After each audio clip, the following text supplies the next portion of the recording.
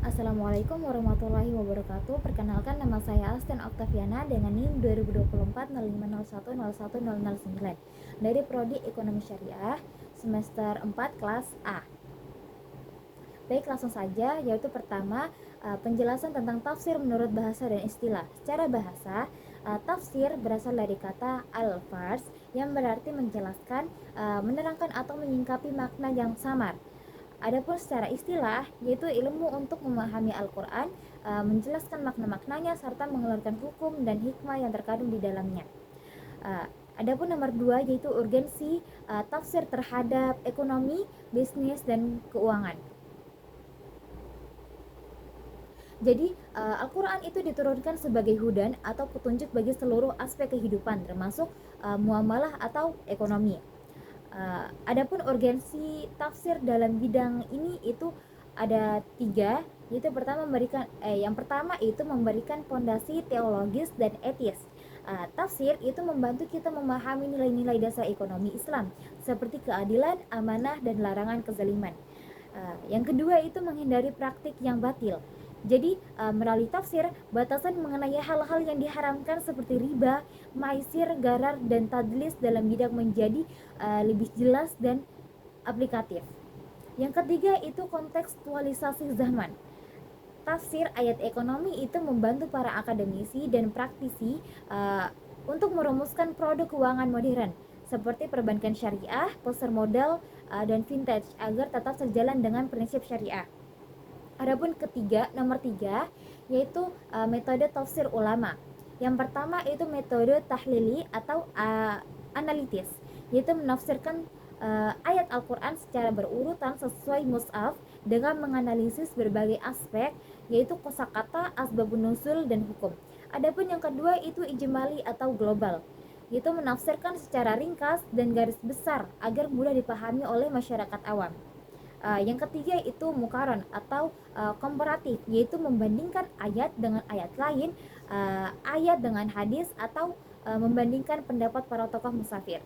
Yang selanjutnya itu maudhu'i atau tematik, yaitu menghimpun ayat-ayat dari berbagai surat yang membahas atau tema tertentu. Misalnya itu tema ekonomi atau riba, lalu dianalisis secara utuh. Yang keempat yaitu tafsir pada Quran surah Al-Kahfi ayat 46 yang berbunyi wal baqiyatus shalihah, yang artinya yang secara harfiah itu berarti amal-amal kebajikan yang abadi dan kekal. Jadi para ulama tafsir itu mengartikannya sebagai ucapan zikir seperti subhanallah, walhamdulillah, alhamdulillah, la ilaha illallah, Allahu akbar. Salat 5 waktu, sedekah, serta setiap amal soleh yang dilakukan ikhlas karena Allah yang pahalanya terus mengalir. Jadi ayat ini itu mengingatkan manusia tentang hakikat harta dan anak-anak. Jadi keduanya itu merupakan perhiasan dunia yang sifatnya itu fana, bisa habis, dan seringkali melalaikan jika tidak dikelola dengan iman. Jadi Allah menegaskan bahwa apa yang ada di sisinya, yaitu wal baqiyatus shalihah, amal soleh yang tulus, jauh lebih baik pahalanya dan lebih layak untuk dijadikan tumpuan harapan jangka panjang atau untuk akhirat.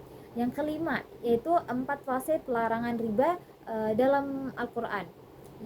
Secara rinci, pelarangan riba di dalam Al-Quran itu dilakukan secara bertahap, yaitu mirip dengan metode pelarangan hammer. Jadi fase pertama itu pendekatan simpatik atau sifatnya hanya edukasi atau belum mengharamkan. Itu terdapat pada Quran surah Ar-Rum ayat 39. Jadi ayat ini itu turun di Makkiyah. Allah itu menyatakan bahwa riba yang diberikan dengan maksud agar harta manusia bertambah sebenarnya tidak menambah apapun di sisi Allah.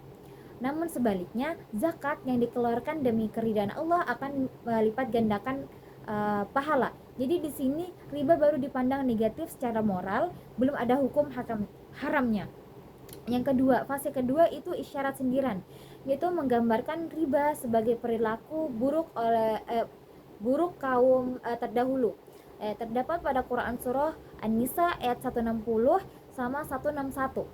Jadi ayat ini turun di Madinah Jadi dan Allah itu menceritakan kisah tentang kaum Yahudi yang ditimpa siksa dan diharamkan dari makanan yang baik-baik karena mereka itu memakan riba. Padahal mereka itu sudah dilarang darinya. Ini menjadi isyarat atau peringatan bagi umat Islam bahwa memakan riba adalah sifat buruk yang mendatangkan murka Allah. Fase ketiga yaitu pelarangan sebagian itu atau riba yang melipat gandakan terdapat pada Quran surah Ali Imran ayat 130. Jadi di fase ini pelarangan tegas mulai berlaku namun baru bersifat parsial. Allah mengharamkan riba yang bersifatnya itu berlipat ganda yang biasanya terjadi pada praktek riba nasiah di zaman jahiliyah jika utang jatuh tempo dan belum bisa dibayar dendanya dilipat gandakan. Fase keempat itu pelarangan mutlak atau total. Terdapat pada Quran surah Al-Baqarah ayat 275 dan 279. Jadi ayat ini itu turun berkaitan dengan beberapa sahabat seperti Bani Amr bin Umair dari Zubair dan Bani Al-Mughirah yang masih menagih sisa-sisa piutang riba mereka setelah menaklukkan kota Mekah. Jadi ini adalah fase pemungkas. Jadi Allah itu mengharapkan seluruh jenis dan sisa-sisa riba tanpa pandang bulu sedikit maupun banyak. Allah itu menyatakan padahal Allah telah menghalalkan jual beli dan mengharamkan riba. Bahkan dalam ayat 279 Allah dan Rasulnya itu memaklumkan perang terhadap apa yang tidak mau meninggalkan sisa riba. Seseorang yang hanya berhak atas pokok hartanya itu tanpa menzalimi dan dizalimi. Yang kelima itu contoh aplikasi praktis dalam dunia ekonomi dan keuangan modern. Jadi transformasi perbankan itu yaitu mengubah sistem bunga yang mengandung unsur riba menjadi sistem bagi hasil menggunakan akad mudharabah atau musyarakah serta akad jual beli mudharabah. Yang kedua itu larangan denda berlipat ganda yang eksploitatif. Jadi dalam lembaga keuangan syariah denda keterlambatan tidak boleh dijadikan sebagai pendapatan keuntungan lembaga, tidak boleh bergulung menjadi riba, melainkan dialokasikan sebagai dana sosial atau dana kebajikan.